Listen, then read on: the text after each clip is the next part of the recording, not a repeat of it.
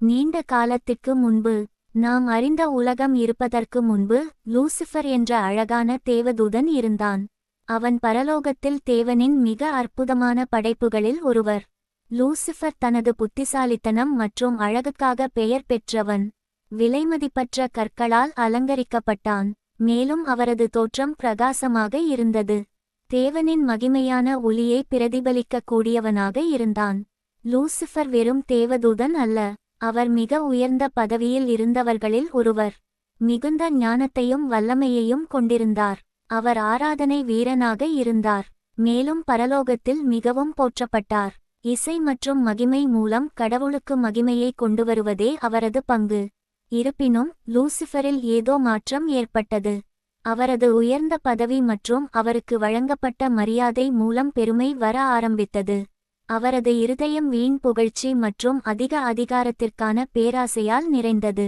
அவன் கடவுளைப் போலவே தானும் முதன்மையானவராக இருக்க வேண்டும் என்று நினைக்கத் தொடங்கினான்.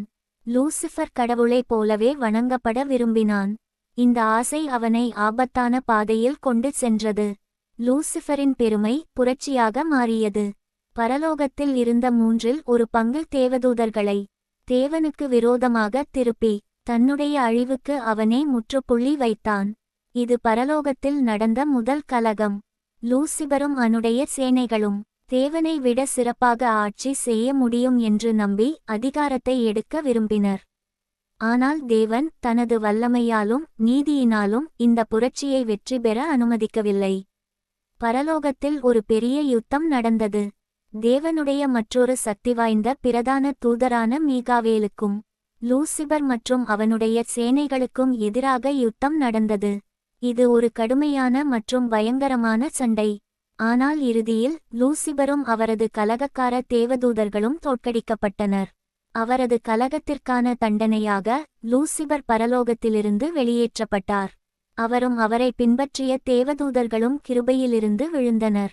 மேலும் பரலோகத்திலிருந்து வெகு தொலைவில் உள்ள ஒரு உலகத்திற்கு தள்ளப்பட்டனர். இது நரகத்தின் பிறப்பு, இருள் மற்றும் கடவுளிடமிருந்து பிரிந்த இடம். அவரது வீழ்ச்சிக்கு பிறகு லூசிபர் சாத்தான் என்று அறியப்பட்டார். அதாவது பொய்யன் அல்லது பொய்க்கு பிதா என் அறியப்பட்டான். அவனும் அவனை பின்பற்றுபவர்களும் இப்போது வீழ்ந்த தேவதூதர்களாக மாறினர். அவர்கள் பூமியில் சுற்றித் திரிகிறார்கள், பொய்களையும் தீமைகளையும் பரப்புகிறார்கள், மக்களை கடவுளிடமிருந்து விலக்க முயற்சிக்கிறார்கள். லூசிபரின் கதை நம்மை சிந்திக்க வைக்கக்கூடிய கதை. இது பெருமையின் ஆபத்துகள் மற்றும் கடவுளுக்கு எதிரான கிளர்ச்சியின் விளைவுகள் பற்றிய கதை. மிகவும் அழகான மற்றும் திறமையான மனிதர்கள் கூட பெருமை தங்கள் இருதயங்களை ஆக்கிரமிக்க அனுமதித்தால் விழக்கூடும் என்பதை இது நமக்கு நினைவூட்டுகிறது.